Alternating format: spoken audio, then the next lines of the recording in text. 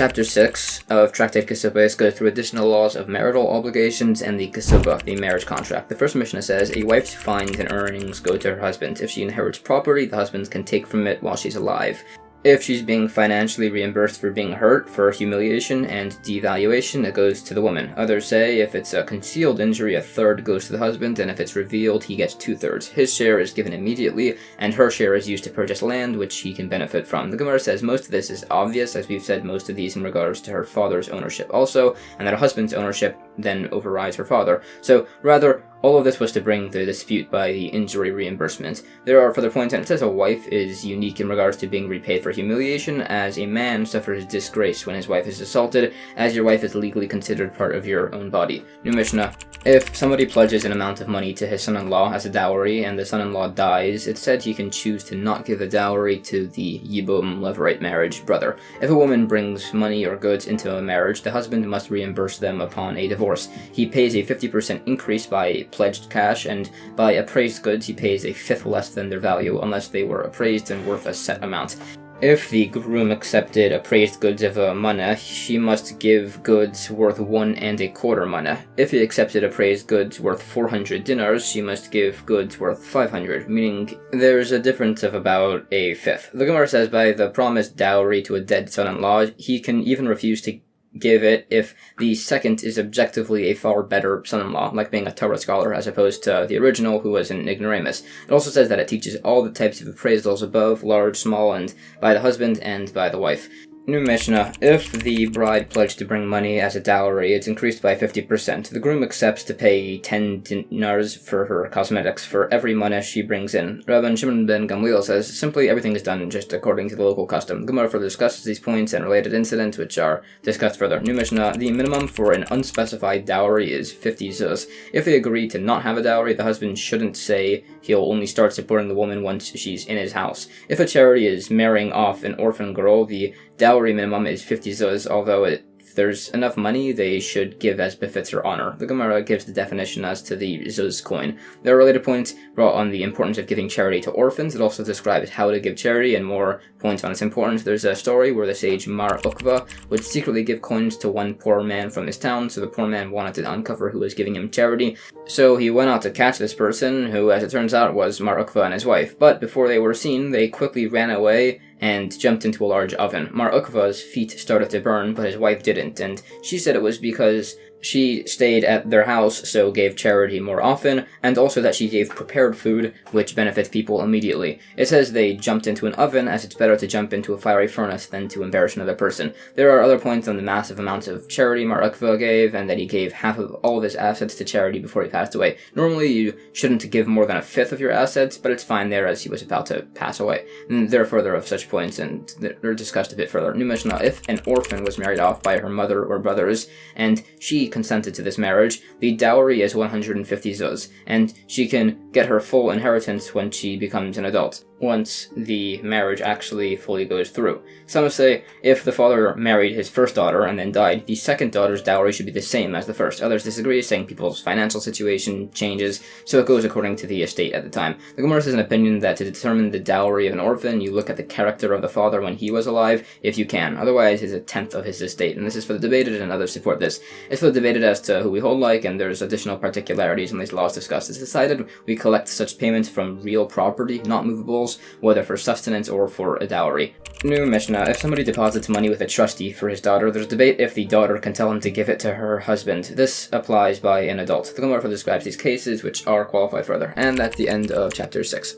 Chapter 7 of Tractate Kesubos further discusses various laws of marriage and related concepts. The first Mishnah says, if a man takes a vow against his wife benefiting from him for up to 30 days, he must set up somebody to support her. If it was longer than this, they must divorce, and he pays the marriage contract. Some say that's by Yisrael. By a Kohen, it's a 2-month minimum. If a husband confirms activating a vow for his wife, such as that she won't eat a certain type of fruit, they must then divorce. Some say this is if the vow was for more than 1 day. By Yisrael. By a Kohen, it should be 2 days. If somebody confirms and activates a vow for his wife that she won't wear a type of perfume, they must divorce. Others specify if it was a poor woman, they divorce if there's no specified limit, and if it's a wealthy woman, then it's a 30-day minimum. The Gemara further clarifies where the husband vows against supporting his wife. It's where he says she should take her earnings instead of his food provisions, and she needs support as her earnings aren't also enough to pay for her small items that she was accustomed to getting from her father's house. That's why there's a 30-day minimum, because that's when people will hear about this and embarrass her. There are other answers given. The way he can have somebody else support his wife without it being through him, as he vowed against this in this case, is he says if somebody does so, they're just not going to lose out. It further debates if this is considered to be legally his agent, and the remaining points are for the qualified and additionally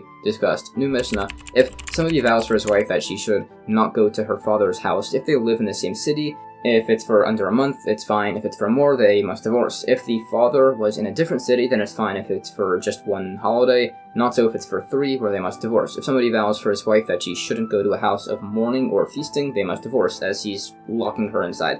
There's an exception to this, which will be explained. If the husband says he'll annul a vow on condition that she tells him something that somebody else said, or that she tells somebody something, or to take care of the garbage, which will be defined, they must divorce. The Gemara discusses this and brings sources which show a daughter wants to visit her father, hence the above ruling. There's further discussion the exception to the husband being allowed to vow her away from a mourning or feasting house is if there's an established factual concern of promiscuity. The things the husband can't force his wife to say are shameful things, and some say taking care of the garbage is a euphemism for preventing conception. Others say it means to dump pitchers of water in a garbage, which looks insane. There are further examples of impermissible vows. New Mishnah: the grounds for divorce without paying a Kesubos marriage contract are for violating Torah law, secretly feeding the husband untithed produce, cohabiting as a menstruating nida, not separating the chalatayv, or not fulfilling the accepted vows, and also for violating general Jewish practice like wearing her hair uncovered, spinning in the marketplace, speaking with many other men. Some say cursing his parents in his presence.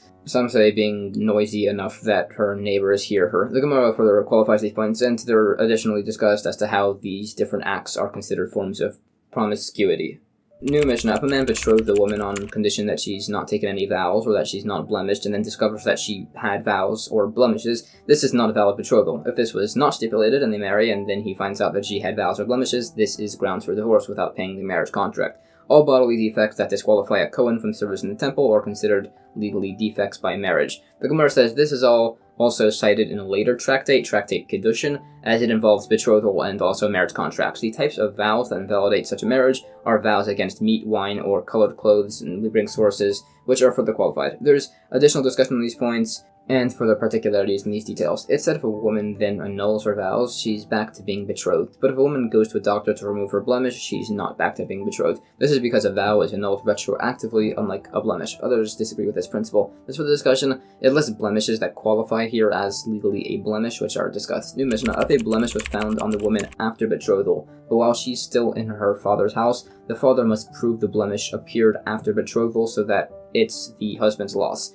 If the woman was in the husband's domain, it's the husband's responsibility to prove the blemishes were there prior. Some say this is only by concealed blemishes, and he can't make a claim by exposed ones, as he would have just seen them. If there's a bathhouse, he can't even complain about concealed blemishes, as his female relatives in theory would have told him if there were blemishes. The Gemara further discusses these opinions, which are further qualified along with many additional points. New Mishnah: if a man develops physical defects after marriage, he's not forced to divorce his wife, although some say we do if they're major defects. The Gemara says some of this applies even if the defects were there prior to the marriage, and she could demand a divorce by a major defect, saying she thought she'd be fine with it, but as it turns out, she just couldn't deal with it. It defines major defects, blindness, a severed limb, and similar.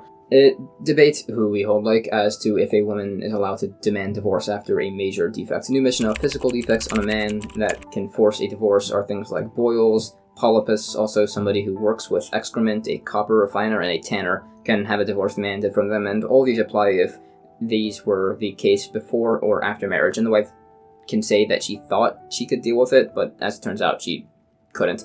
Others say she must still be with him, besides for by boils, as his flesh falls apart. And there was an incident where a woman was married to a tanner, her husband died, and she refused to marry his brother, who was also a tanner, saying she just couldn't tolerate him. The Gemara defines his illnesses and forms of work. We also force a man to divorce if he refuses to feed or provide for his wife. Some say we only force a divorce if a man is married to a woman disqualified to him, and there are instances of this given. It further defines these diseases. along with several others, and medicinal cures for some of them. There's an instance where the sage Rabbi Yeshua ben Levi was about to pass away, and the angel of death was told to fulfill his request. So Rabbi Yeshua ben Levi asked to see his portion in the Garden of Eden, and also asked to hold on to the angel of death's blade. And when they got to the Garden of Eden, the sage jumped in with the blade and swore not to leave. It was a whole issue, and it was said that he didn't need to leave, as he'd never had an oath annulled during his entire life, but he did have to return the blade. Anyways, it describes the sage entering the Garden of Eden, and he was asked if there was ever a rainbow seen during his time, which is a negative sign, and he said yes, but that wasn't true, he was just being humble. Another sage, Reb Chanina bar Papa, also met the angel of death as he was about to pass, and he made the exact same requests to have some time to review his studies, and to see his portion in the Garden of Eden. And then he asked for the angel's blade, but the angel of death refused, saying he was not going to fall for that one again. It also says that when this sage passed, a column of fire appeared to separate him, which traditionally only happens for 1 or 2 people per generation. And there are a few other points on the mentioned diseases, and that's the end of chapter 7.